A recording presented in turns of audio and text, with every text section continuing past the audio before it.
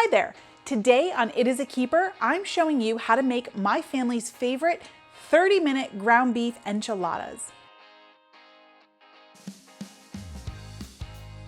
These beef enchiladas are one of my son's all-time favorite recipes. He devours them every time I make them.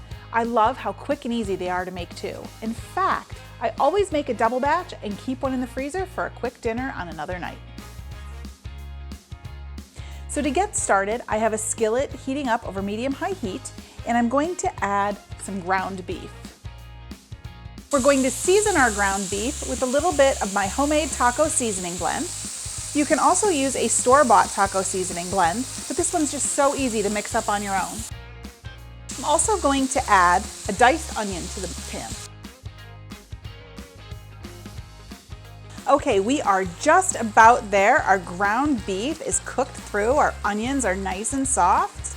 You guys, this smells amazing. I can smell the cumin from the taco seasoning, a little bit of the garlic and the pepper. Oh, I can't wait to dive into these. Okay, now it's time to start assembling our enchiladas.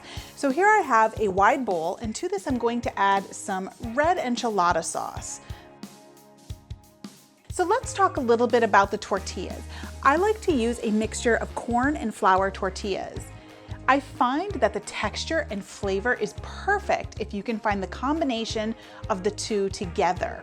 Now, you can always feel free to use a flour, just a plain flour one or a plain corn one. It's entirely up to you and whatever your family likes.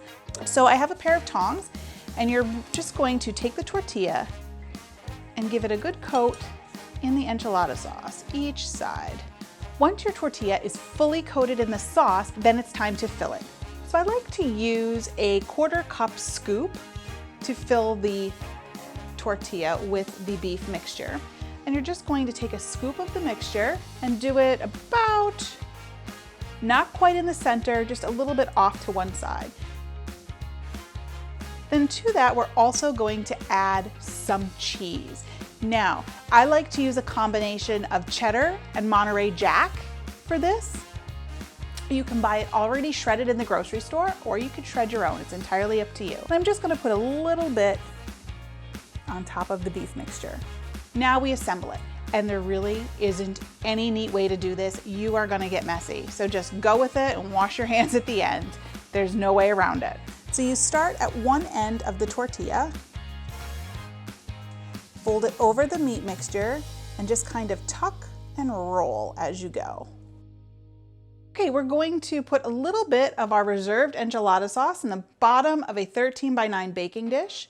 This recipe makes 8 enchiladas. I like to just give it a good coat, and then place your rolled tortilla right in the edge of the baking dish. And we're gonna repeat this 7 more times.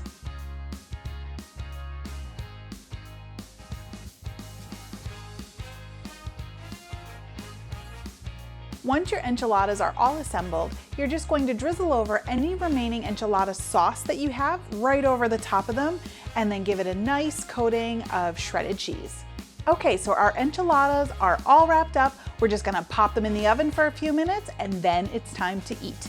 Now that our enchiladas have baked, we're just gonna let them cool for a few minutes on the counter before we eat them. And you will want to dive into this beefy, cheesy goodness. Trust me. Thanks for watching. You can get the full printable recipe in the video description below. Make sure you like, follow, and subscribe so you don't miss a single recipe, and check out the rest of my videos where you can find more of my favorite easy recipes and quick tips. I'll see you next time. Bye.